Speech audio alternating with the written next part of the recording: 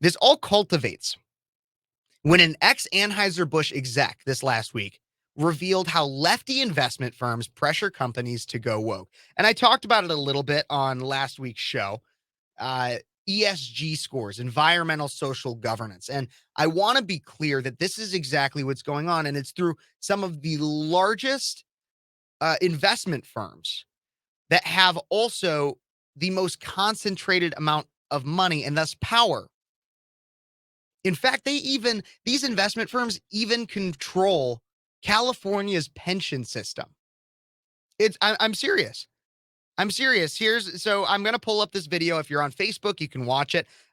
This was on Waters World this last week. A executive, Phares. This is a 2-minute video. I'll probably stop it somewhere in the middle to make sure that everybody can, that we can kind of go into it a little bit more. But he outlines, and he's a former Anheuser Busch exec, everybody, and he outlines just why these companies are going woke. So here is that video. So how does this actually work? These guys are telling the truth? Jesse, thanks for having me this morning. I mean, here's how it works. It's pretty simple. You just have to follow the money. If you take a look at BlackRock, State Street, Vanguard, they manage $20 trillion worth of capital. But it's not their own money. This is the money of everyday citizens, firefighters, police officers, doctors who generally have their money either via 401ks or in a lot of cases, large pension funds. Large pension funds like the state of California, which manages the largest pension fund in the U.S., and the state of New York, and then European pension funds as well. And a lot of the politicians in those states, in California, for example, they recently have mandated those large pension funds that they divest from things like fossil fuels and oil and gas. And when Bill de Blasio, mayor of New York, was there, did this, that they therefore then force onto all the major companies in corporate America. So the governor of California, Gavin Newsom, says to a BlackRock, we're not going to send you our $100 billion state pension if you're going to invest in ExxonMobil. We're only going to send it to you guys if you guys are going to invest it in woke companies. And then that's what these places do. They invest it in these woke companies. They make them woker, and then everybody gets paid. You left Anheuser Busch because of some of these shenanigans. What happened there?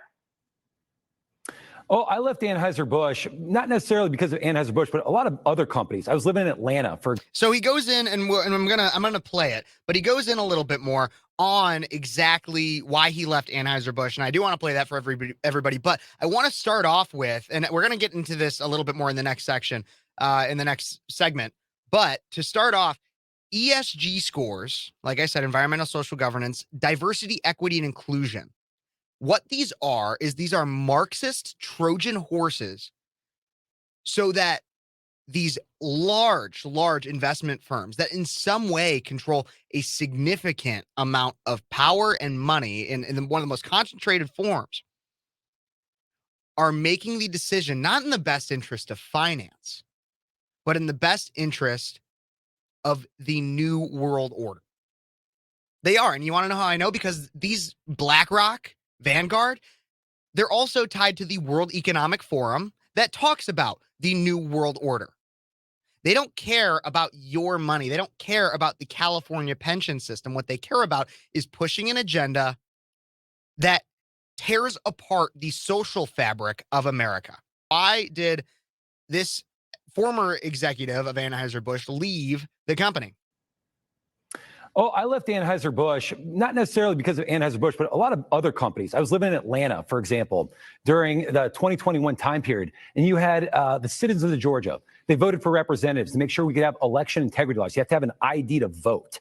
And for that ID to vote, this seemed like it was a pretty logical law. I was kind of surprised in Georgia didn't have it. But what was crazy to me was that after the fact, BlackRock came out and they said, we're against this law. We think this is bad for democracy. This is bad for society. And they basically then had companies like Coca-Cola, like Delta, and heck, even Major League Baseball. They canceled an all-star game over this. And when I was seeing this was bad for capital markets because instead of these companies just delivering soft drinks or heck, doing Major League Baseball, they're getting involved in these political issues. That's bad for these companies because they're alienating a lot of their customers, as we're seeing right now with firms like Anheuser Busch. But frankly, it's bad for democracy. It's bad as well. Citizens should be able to decide these things through free and fair elections, not necessarily with a small group of asset managers and CEOs that are telling individuals how to live their lives. Yeah, I remember when the left used to hate Wall Street. and now they love Wall Street. Exactly. Exactly. I remember when the left Occupy Wall Street used to be such a big deal. And now what's happening? Now what's happening? Why is it that I, as a conservative, am the one talking about how awful big business has become? It's because these financial firms, like he said, are getting their hands into political issues that are unpopular among the general public. They're just unpopular. Everybody, we have to take another break here on Cities 92.9. But the thing that we got to remember as we go through this break, if you're listening on the radio, there is a major disconnect between these woke firms, these woke companies, and the American people. I'm serious. I know it might sound like the largest voices are supporting the transformer, transgender rights stuff, but they're not. The loudest voices are, but the majority voices are not.